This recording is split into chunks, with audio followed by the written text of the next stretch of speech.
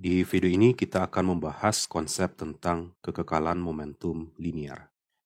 Misalkan terdapat dua buah benda, yaitu benda A yang bermassa MA dan benda B yang bermassa MB. Kita mengetahui bahwa hukum 3 Newton mengatakan kalau benda A memberikan gaya ke benda B, maka benda B juga memberikan gaya yang sama besar ke benda A, tetapi pada arah yang berlawanan.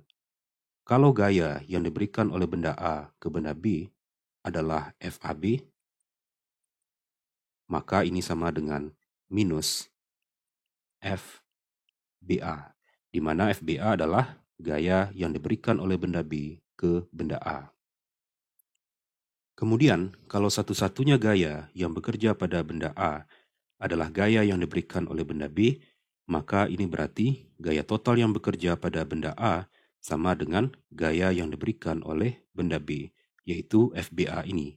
Sehingga dengan menerapkan prinsip impuls dan momentum ke benda A ini, maka dapat dituliskan bahwa integral dari T1 sampai T2 dari FBA dt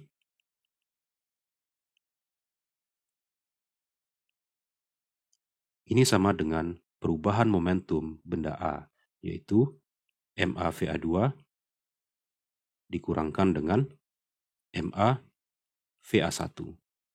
VA2 adalah kecepatan benda A pada saat T2 dan VA1 adalah kecepatan benda A pada saat T1.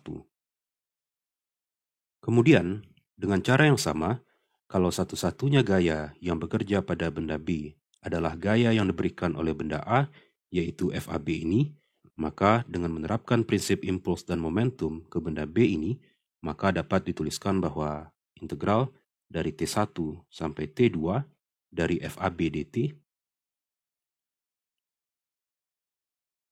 ini sama dengan perubahan momentum benda B, yaitu MB VB2 dikurangkan dengan MB VB1.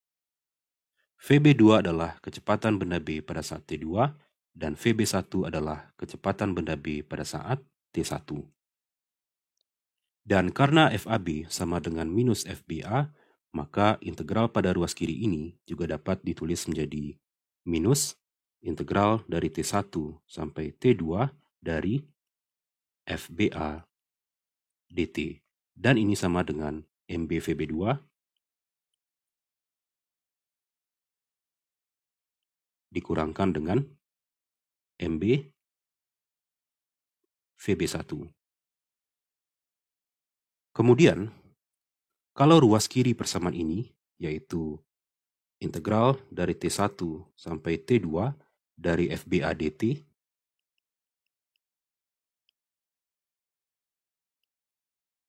kita tambahkan dengan ruas kiri persamaan ini, yaitu minus integral dari T1 sampai T2 dari FBA dt,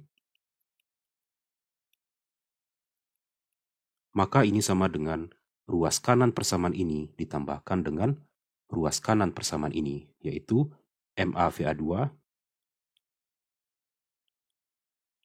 dikurangkan dengan MA VA1, kemudian ditambahkan dengan ini, yaitu MB VB2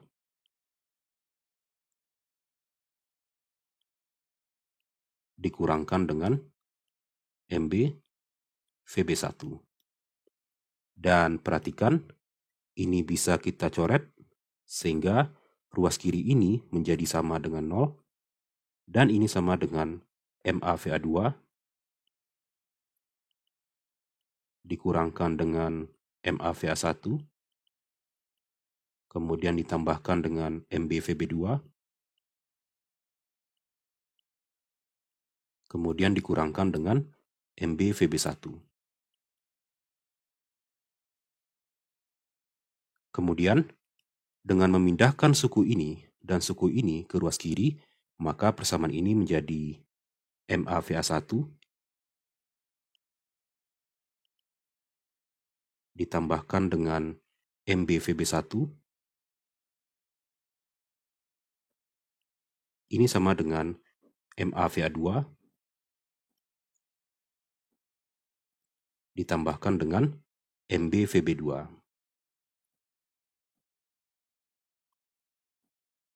Kemudian, penjumlahan momentum benda A dan benda B juga disebut sebagai momentum total benda A dan benda B. Dan dari persamaan ini dapat kita lihat bahwa momentum total benda A dan benda B pada saat T1 dan pada saat T2 bernilai sama, dan ini berarti momentum total benda A dan benda B bernilai konstan atau bersifat kekal, sehingga persamaan ini juga disebut sebagai persamaan kekekalan momentum linier.